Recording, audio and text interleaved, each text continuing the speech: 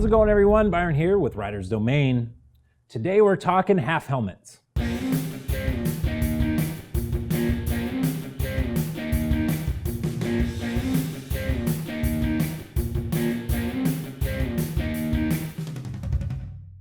Now, one of the most common questions we get in regards to half helmets is, how is it going to look on my head? Some half helmets have a tendency to bulge out on your head and look a little bit funny on the bike. And if you have a half helmet that juts out on every side, it has a tendency to catch wind as well. So we thought, why not get a bunch of half helmets together and try them on? We went through and picked 12 of some of our most popular half helmets, as well as some that fly a bit under the radar. What I'm going to do is I'm going to pop them on, and I'm going to give you a visual representation of what these lids look like on my head. At the end, I'm going to make my pick for the lowest profile, lightest weight half helmet, but ultimately it's going to be up to you to decide which half helmet looks best, looks slimmest, looks smallest, which half helmet is going to meet your needs. Now, all of our selections are DOT approved. All of our helmets are also extra large, my typical size. And I also have a long oval head shape. So as I'm describing fit and feel, just keep in mind if you have a round oval or intermediate oval, fit might be a little bit different for you.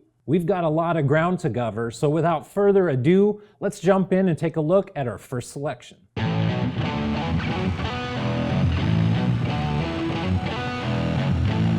This here is the Bell Scout Air. Now, one of the first things you'll notice about the Scout Air is that it provides a little bit more coverage than a straight half helmet.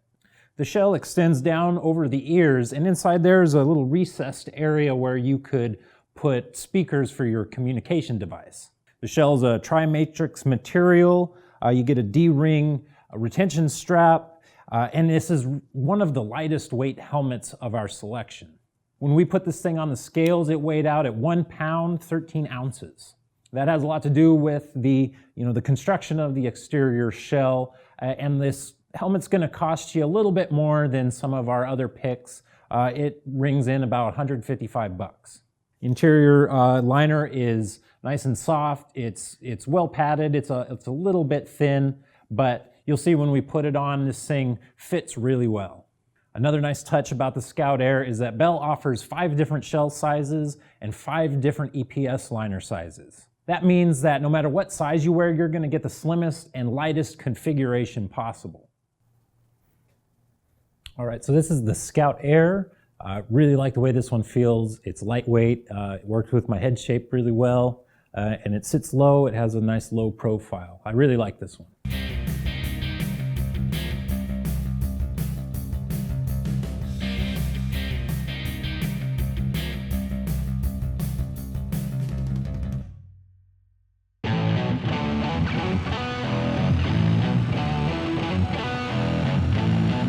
This is the AFX FX200. This is the lightest half helmet of all our picks at 1 pound, 12 ounces. It's got a fiberglass reinforced exterior shell. It's got an antimicrobial, antibacterial removable liner inside. And it's also got the standard D-ring retention strap. The FX200 starts at just about $95. The AFX has a pretty decent profile too. But again, this one doesn't fit my head shape quite right at all. There is no contact with the top of my head, and there's pressure on my forehead. The nice thing about this one, though, is the interior liner is really soft. Unlike some of the other ones, it was a little bit rough on other helmets. This one's really well padded inside.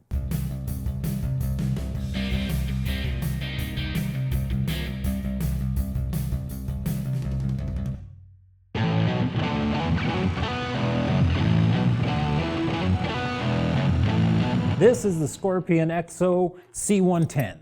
This one features a polycarbonate exterior shell, as well as a speed view drop-down sun visor. Inside this guy is a quick wick, removable antibacterial liner system. And out here on the retention straps, you get these button snaps where you can install accessory speaker pockets if you'd like. Another nice touch is the fact that Scorpion builds in ventilation over the top of the head. You get a couple intake ports at the front, as well as some exhaust ports at the back. The C110 weighs out at 2 pounds 7 ounces, and it's gonna start at 130 bucks. The Scorpion fits my head really well, but it seems to bulge out on the sides a little bit too much for me.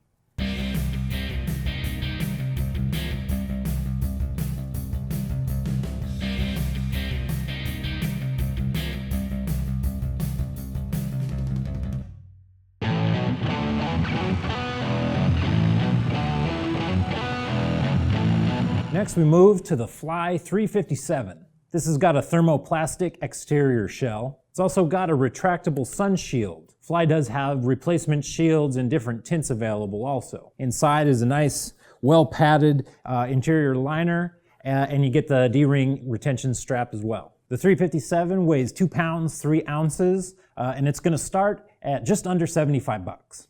So this one has a pretty slim profile, but it isn't fit my head quite right. There is some pressure out here on the forehead, and I just can't get it situated in a really comfortable place.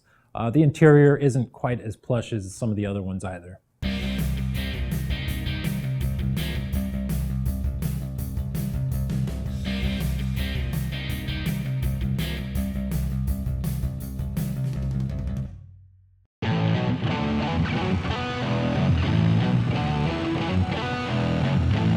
Next up, we've got the G-Max GM65.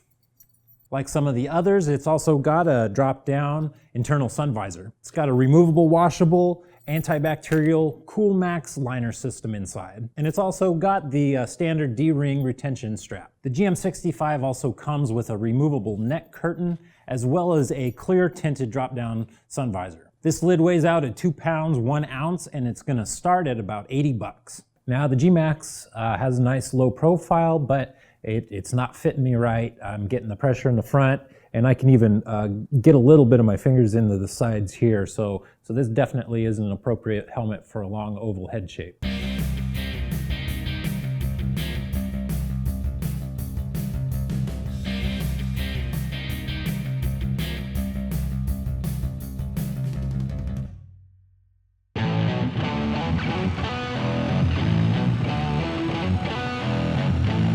Here we've got the HJC CL Iron Road. The Iron Road features a polycarbonate exterior shell and some pretty interesting features inside. This neck curtain here can be removed with a zipper that runs along the base of the helmet. And the ear flaps here, they have pockets for communication speakers. You also get kind of a cool dial fit adjuster here, so you can tighten or loosen the helmet on your head as needed. The Iron Road weighs 2 pounds 11 ounces, and it's gonna start at $80. So the Iron Road doesn't fit me quite right either. It sits a little bit too tall for my liking. The adjustment dial is a nice touch, and the interior liner is well padded and soft, but it's a little bit too big of a profile.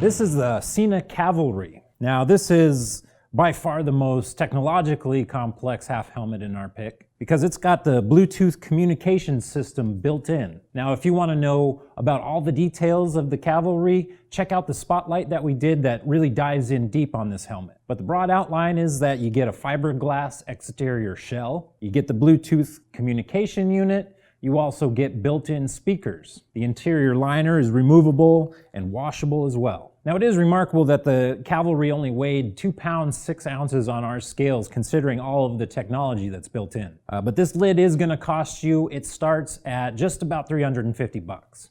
This one, among the half helmet types, fits me really well. It sits real low on my head, doesn't bulge out on the sides too much, and it fits my head shape really, really good.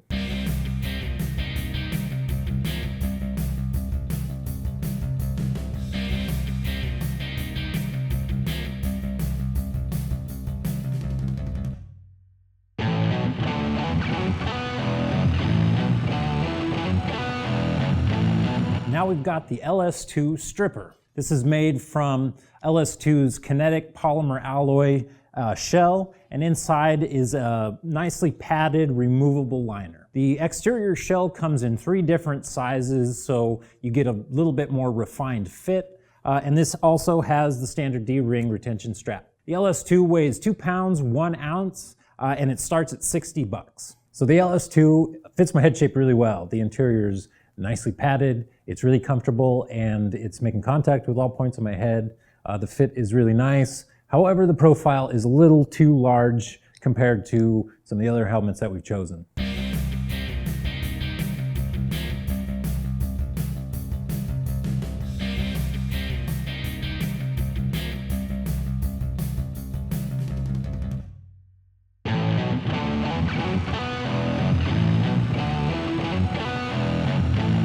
Next, we've got the Speed and Strength SS210. This features a thermopoly exterior shell, as well as a cool core interior liner that's removable and washable. You get the standard D-ring retention strap as well. Now this one tipped our scales at 2 pounds even. It's gonna run you about $60. It fits my head shape really well, and the interior is nice and cozy. It does have a little bit of extra material out on the sides, but it's not quite as dramatic to my eye as some of the other ones we picked.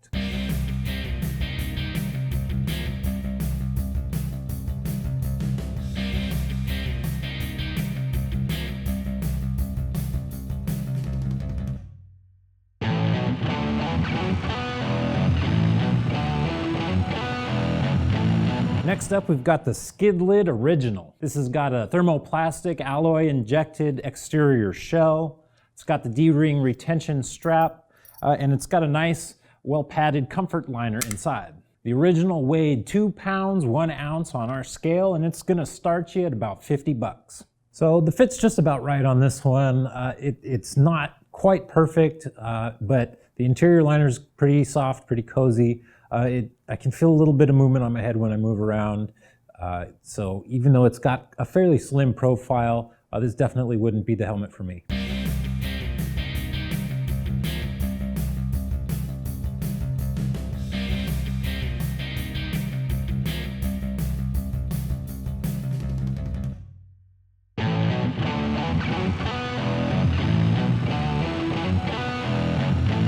Now we've got the HJC Cruiser. This is made with a polycarbonate exterior shell, and inside it's got a Nylex removable antibacterial liner. The integrated sun shield has 3 different positions, and you can remove this without having to use tools.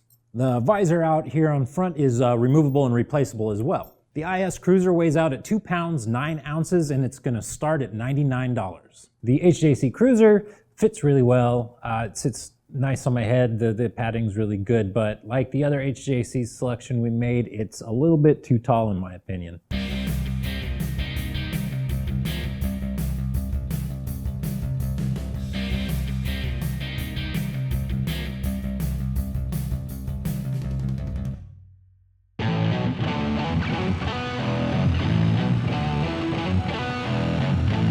This one here is the Black Brand Cheater 50. This one's got a removable liner system inside, and this peak out front is removable and replaceable as well. You also get the D-ring retention strap. The Cheater is one of our lighter picks, weighing at 1 pound, 14 ounces, and this has a $99.95 MSRP. So the Black Brand definitely has a small profile, but it absolutely does not fit my head correctly. I'm not getting any contact with the top of my head, and I'm getting a lot of pressure on my forehead. This would definitely be better suited for a round oval, maybe an intermediate oval. And